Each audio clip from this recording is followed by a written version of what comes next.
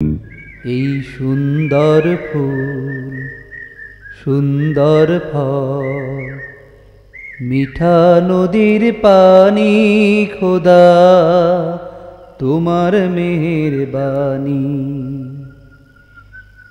এই তোমার মেহেরবানি।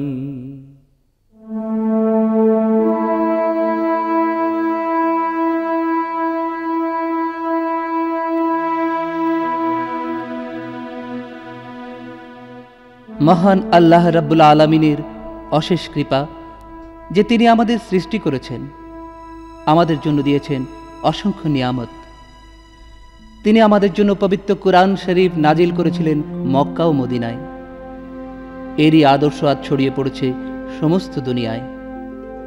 এই আদর্শে উজ্জীবিত প্রতিটি মুসলমান তাই একটি বারের জন্য হলেও মক্কা মদিনা জিয়ারত করতে চায়, হৃদয় নিংড়িয়ে বলতে চায়, লব্বাইক আল্লাহুম্মা লব্বাইক, লব্বাইক লা শারীকা লাক লব্বাইক, ইন্নাল হামদা ওয়ান নিয়ামাতা লাক ওয়াল মুলক লা শারীকা লাক।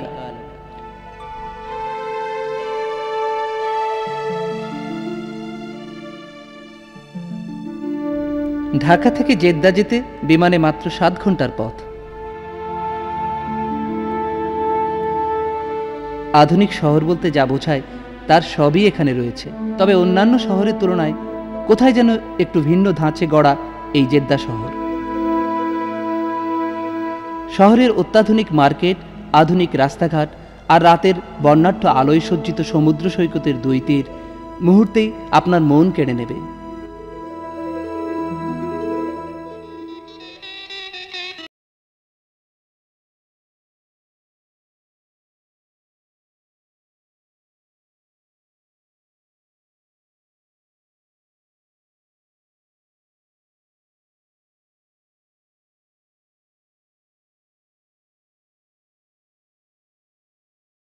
রাব্বুল আলামিন যেন কোনো কিছুর প্রতি ওয়াক্তের আজানের সাথে সাথে এখানকার মানুষ তাই নামাজের মাধ্যমে প্রতিনিয়ত মহান রাব্বুল আলামিনের শুকরিয়া আদায় করছে।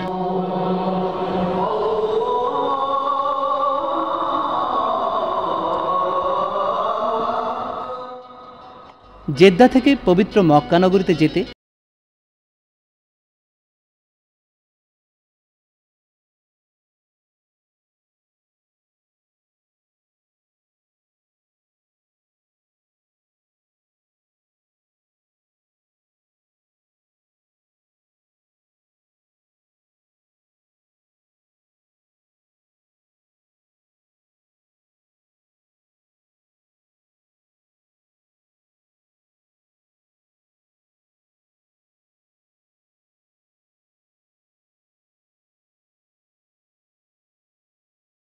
যে পথ আল্লাহ রসুল হযরত মুহাম্মদ মুস্তাফা সাল্লাল্লাহু আলাইহি সাল্লাম এবং তার বহু সাহাবী বিভিন্ন সময় পায়ে হেঁটে অতিক্রম করেছিলেন, তাদের পবিত্র পায়ের ছোঁয়া লেগে আছে পুরো মক্কা মদিনায়।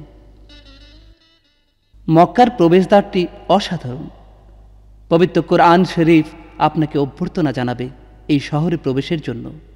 লব্বাইক আল্লাহুম্মা লব্বাইক, লব্বাইক লা শারীকা লাক লব্বাইক, ইন্নাল হামদা ওয়ান নি'মাতা লাক ওয়াল মুলক লা শারীকা লাক, লব্বাইক আল্লাহুম্মা লব্বাইক।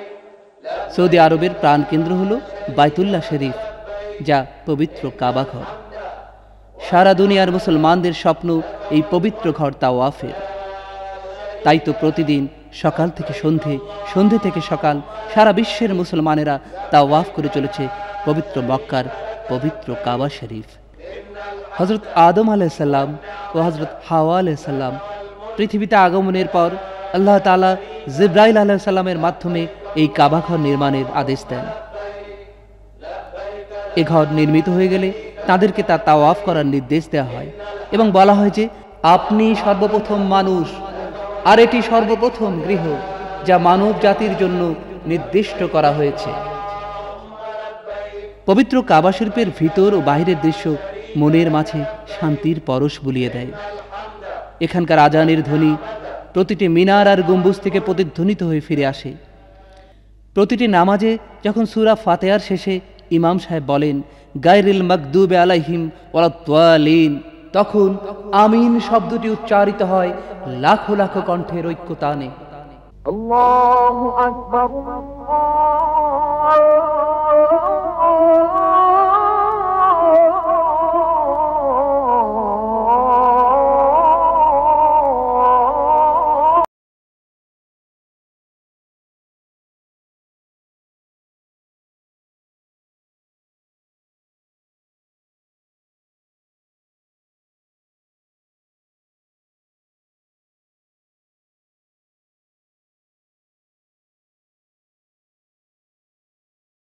ময়দানে আরাফাত ঐতিহাসিক মোবারক ময়দান।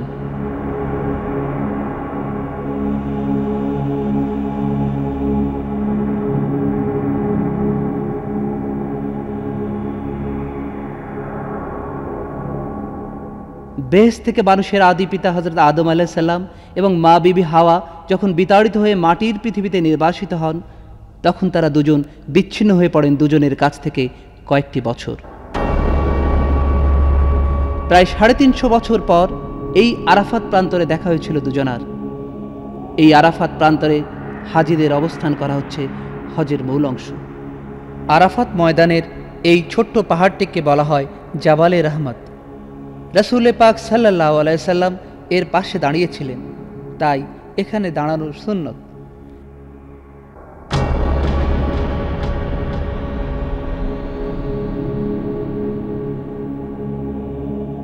এই রহমতের পাহাড়ের কাছে এসে হাজিরা কেবলামুখী হয়ে দোয়া করে থাকেন।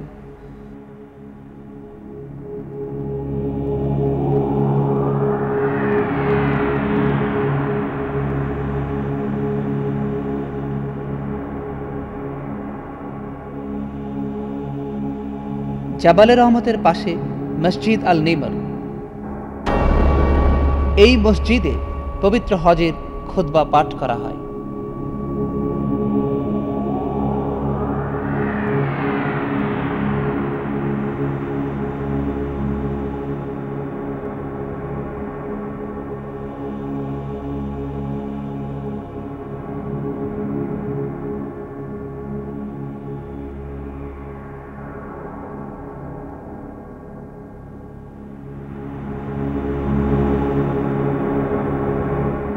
নিম গাছের ছায়া ঘেরা এই পাহাড়ের পাদদেশে একসময় নিমের চারা বাংলাদেশ থেকে এনে লাগানো হয়েছিল। সেই সব চারা এখন বেশ বড় হয়ে ডালপালা মেলে ছায়া দেয় হাজিদের।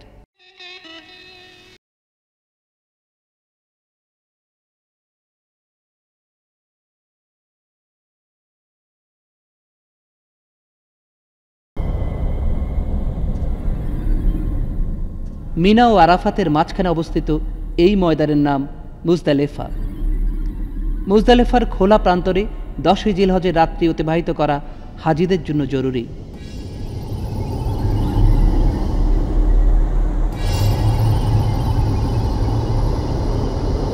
মুজদালেফায় মাগরিব ও এশার সময় একসাথে পড়তে হয়।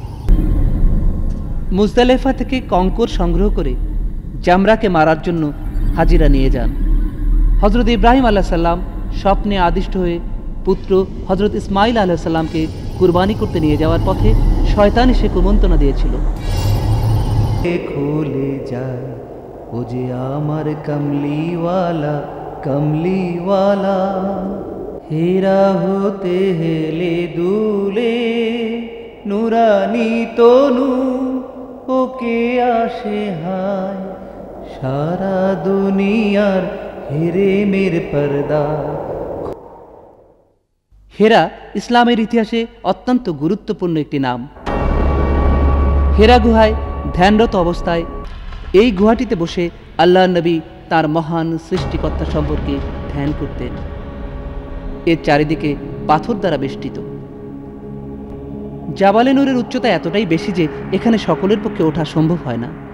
তবু অনেকেই পবিত্র হেরা গুহা এক নজর দেখার জন্য চেষ্টা করে থাকেন।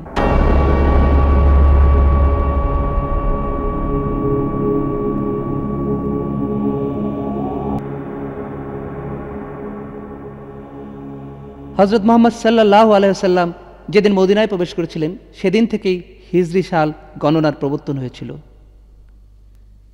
এই মদিনা এক নিরিবিলি শান্ত সুন্দর শহর।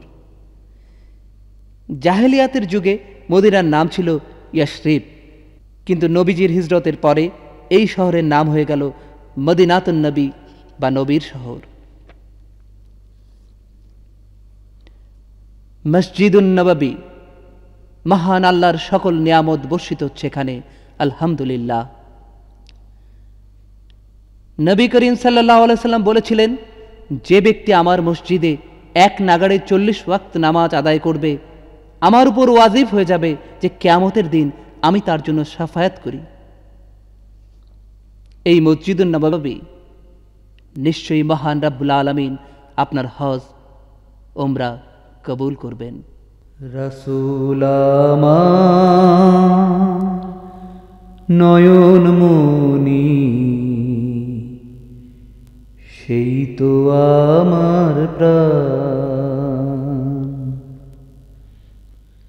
ইসলাম আমার আপন ধর্ম, আমি যে মুসলমান, আমি যে মুসলমান। রাসূল আমার নয়ন মনি, সেই তো আমার প্রাণ।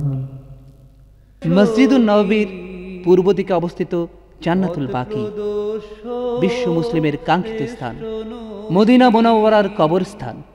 এখানে ঘুমিয়ে আছেন অসংখ্য সাহাবায়ে কেরাম ও ওলি আল্লাহগণ।